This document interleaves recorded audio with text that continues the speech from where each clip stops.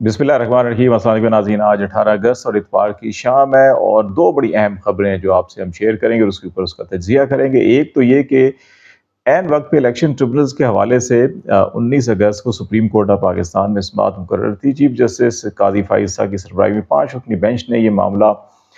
समाअत करनी थी और ये फैसला करना था कि पंजाब के अंदर जो 8 जजेस इलेक्शन ट्रिब्यूनल के लिए मुकर्रर किए गए थे लाहौर हाई कोर्ट की जानिब से, और जिसको इलेक्शन कमीशन ऑफ पाकिस्तान ने चैलेंज किया था और कहा था कि नहीं,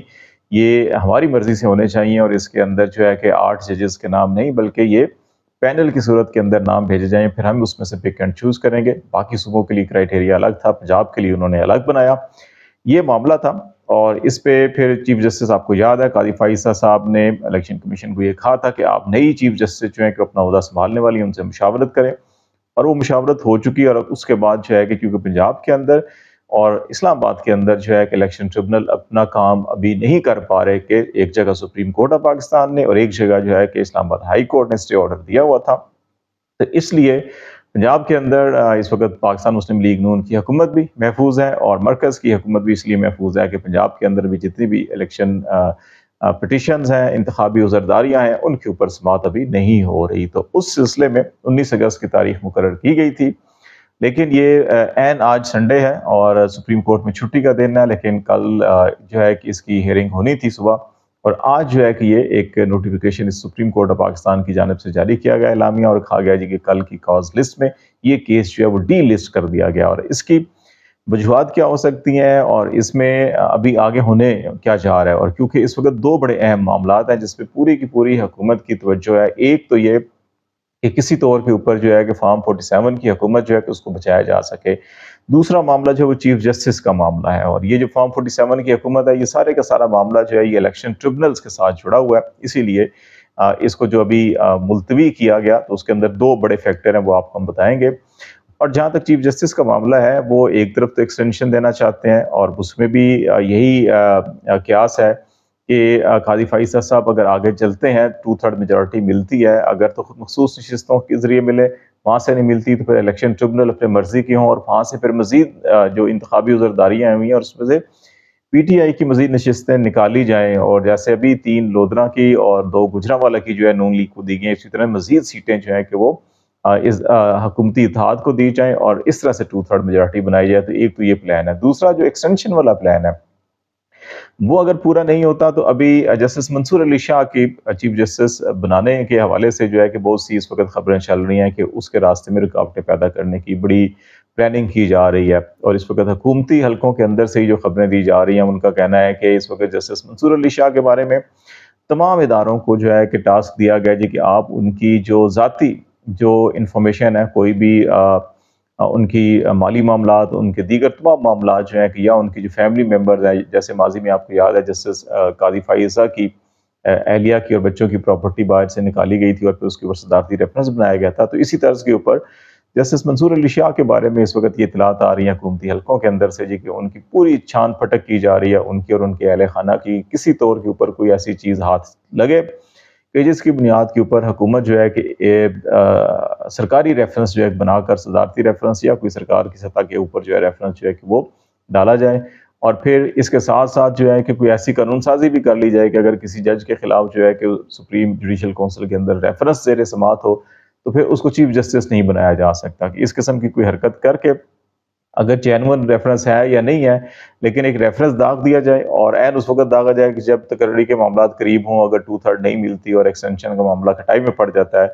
और फिर उस वक्त जो है कि कानून साजी भी कर दी जाए ताकि जब तकर्री का मामला हो तो उस वक्त जस्टिस मंसूर अली शाह का नाम उससे निकाला जा सके, और फिर उसके बाद जो है कि सीनियर मोस्ट जो है मुनीब अख्तर हैं या यही अफरीदी हैं, इनमें से जो है कि किसी को कर लिया जाए। एक हुकूमती हलकों के अंदर ये भी इस वक्त तजवीज़ ज़ेर गर्दिश कर रही है कि जी कि आप ये कीजिए, जैसे अभी रिसेंटली सिंध और पंजाब के अंदर चीफ जस्टिस जो हाई कोर्ट्स की तकर्री हुई है, वो पैनल के नाम आए थे, 3-3 नाम आए थे, और उसकी बुनियाद के ऊपर जुडिशल कमीशन ऑफ पाकिस्तान ने जो है कि वो फाइनल तकर्री की थी। तो इसीलिए चीफ जस्टिस ऑफ पाकिस्तान के लिए भी 3-3 नाम जो है कि वो भेजे जाएँ, और सीनियर मोस्ट जो 3 नाम हैं वो भेजे जाएँ, और उसके ऊपर फिर जुडिशल कमीशन फैसला करे कि इन 3 में से किसको जो है कि چیف جسٹس آف پاکستان جو ہے بنایا جائے، لیکن اس کے اندر کانسٹیٹیوشنل جو اسٹرکچر ہے وہ آڑے آ رہا ہے. یہ ابھی کیونکہ آئین کے اندر جو ہے کہ اگر آپ آرٹیکل 180 ہے جس میں آپ دیکھیں کہ اگر جو چیف جسٹس کا منصب کی پوزیشن خالی ہو یا چیف جسٹس دستیاب نہ ہوں تو پھر اس وقت جو ہے چیف جسٹس کا تقرر اگر صدر مملکت کرتے ہیں تو اس میں لکھا ہوا ہے کہ سینئر موسٹ جج ہوں گے وہ ہوگا. اور دوسرا جو ہے کہ آپ کو یاد ہوگا کہ بہاب الخیری کیس جو ہے کہ وہ بڑا معروف کیس 90s کے اندر 1996-97 کا کیس تھا، اور اس میں یہ سپریم کورٹ آف پاکستان کی ججمنٹ تھی کہ سینئر موسٹ جو جج ہوں گے سپریم کورٹ کے انہی کو جو ہے کہ چیف جسٹس لگایا جائے گا. اس کے بعد سے ابھی تک جو ہے کہ پھر سینئر موسٹ کی تقرری ہوتی ہے. تو یہ اس کے اندر ایک پرابلم ضرور آئے گا. دوسرا معاملہ جو ہے کہ اس کے اندر یہ دیکھا جا رہا ہے کہ جی کہ جیسے میں نے پہلے کہا کہ یہ ریفرنس ڈال دیا جائے ان کے خلاف اور یہ ساری کی ساری کارروائی روکی جائے، کسی طور کے اوپر بھی ان کو نہ بننے دیا جائے، اور ساری کی ساری اس میں جو غصہ ہے وہ اس چیز کا ہے کہ جو مخصوص نشستوں کے حوالے سے جو فیصلہ دیا گیا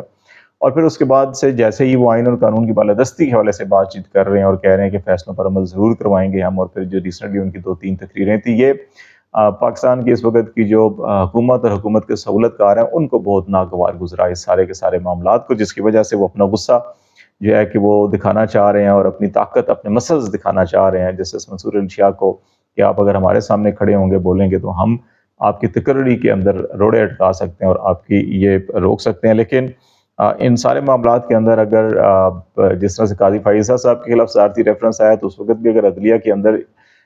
صورتحال دیکھیں تو اس وقت قاضی صاحب کے خلاف فیصلہ آیا تھا ابتدائی طور کے اوپر کہ CBR FBR جو ہے وہ تحقیقات کرے. تحقیقات ہوئی، بہت سے شواہد سامنے آ گئے، لیکن قاضی صاحب کیونکہ خود دلائل دینے آ گئے تھے اپنی اہلیہ کے کورٹ کے اندر کھڑے ہو گئے تھے اور پھر یہ کہا کہ آج میری اہلیہ ہے تو کل آپ کی فیملی ممبر بھی ہوں گے اور آپ کو بھی ایسے کٹہرے میں کھڑا کیا جائے، تو اس لیے کچھ سوچ سمجھ کے فیصلہ کیجیے. تو پھر کچھ 2 ججوں نے اپنی رائے بدلی اور کہا گیا جی کہ جو تحقیقات ہوئی ہیں سمجھا جائے یہ تحقیقات ہے ہی نہیں ہے. تو اس لیے یہ جو ساری سچویشن ہے کہ وہ اتنی آسان نہیں ہے. سپریم کورٹ میں اس وقت بھی جو ہے کہ 17 ججز ہیں اور 2 ایڈ ہاک ہیں، اور 17 ججز میں سے اس وقت بھی 11 سے 13 ججز کے بارے میں یہ رائے پائی جاتی ہے کہ وہ اس وقت قانون اور آئین کی بالادستی کے حوالے سے جو ہے کہ بڑے کلیئر مائنڈیڈ ہیں اور وہ اس راستے پہ نہیں چل رہے جس راستے پہ یہ حکومت یا قاضی فائزہ صاحب یا حکومت بنانے والے یا سہولت کار جس راستے پہ چل رہے ہیں کہ وہ اس سے اتفاق نہیں کرتے کہ یہ آئین اور قانون کا راستہ نہیں ہے. تو یہ معاملہ اس وقت جو ہے کہ سپریم کورٹ کے اندر ایک چل رہا ہے. اور ابھی جو الیکشن ٹریبونل کا معاملہ ہے کہ ان سارے معاملات کے ساتھ جڑا ہوا ہے الیکشن ٹریبونل کا معاملہ بھی، اور اس میں بھی ابھی 2 وجوہات بتائی جا رہی ہیں. اگرچہ جو آفیشیل سٹیٹمنٹ اور جو سپریم کورٹ کے ذرائع ان کا یہ کہنا ہے کہ جسٹس جمال مندوخیل صاحب جو ہے کہ وہ دستیاب نہیں ہے، اس لیے جو ہے کہ یہ سماعت ملتوی کی گئی ہے. لیکن اس میں عموماً جو ہے کہ جب سماعت مقرر کی جاتی ہے، ابھی بھی جب سماعت مقرر کی گئی ہوگی تو ڈیفینیٹلی وہ سارے چیک کر کے کیا ہوا ہے کہ کون کون ججز، کیونکہ chief justice office registrar office جو ہے دونوں کو یہ معلوم ہوتا ہے کہ کون سے جج اویلیبل ہیں کون سے جج اویلیبل نہیں ہے، کون ابھی چھٹیوں پر ہے کون چھٹیوں پر نہیں ہے. تو اسی کے تناظر کے اندر جو ہے کہ کاز لسٹ بنائی جاتی ہے. تو اس وقت بھی جب بنائی گئی ہوگی تو اس وقت جسٹس جمال مندوخیل صاحب کی اویلیبلٹی دیکھ کر ہی بنائی ہوگی، لیکن ابھی عین وقت پہ یہ کاز لسٹ جو ہے کہ کینسل کرنا اور پھر یہ کہنا ہے کہ جسٹس جمال مندوخیل صاحب جو ہے کہ وہ دستیاب نہیں ہے. ہو سکتا ہے کہ ان کی اپنی فیملی میں یا کسی وجہ سے ان کو کوئی ایمرجنسی صورتحال پیدا ہوگی ہو یا کوئی ضروری کام آ گیا ہو جس وجہ سے شاید وہ نہ آ رہے ہوں. لیکن اس میں ایک بڑا فیکٹر جو ہے سلمان اکرم راجہ کی آپ کو یاد ہے ابھی 1-2 روز پہلے انہوں نے ایک درخواست بھی دائر کی تھی، اور یہ درخواست کیا دائر کی تھی؟ انہوں نے کہا تھا جی کہ حامد خان جو سینئر وکیل ہیں جو اس کیس میں دلائل دے رہے ہیں وہ اویلیبل نہیں ہیں، تو اس لیے اس میں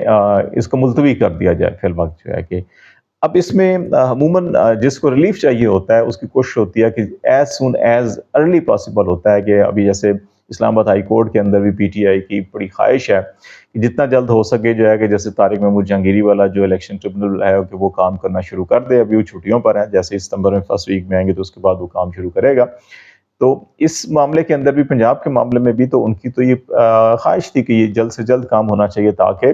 یہ فیصلے ہوں اور وہ لوگ جو جعلی مینڈیٹ کے اوپر اسمبلیوں میں بیٹھے ہیں وہ گھر جائیں اور جو حقیقی عوامی نمائندے ہیں ان کو آنا چاہیے. تو پھر ایسے حالات کے اندر اگر سلمان اکرم راجہ صاحب درخواست دیتے ہیں کہ جی التوا کیا جائے تو پھر اس میں کیا حکمت ہو سکتی ہے؟ ابھی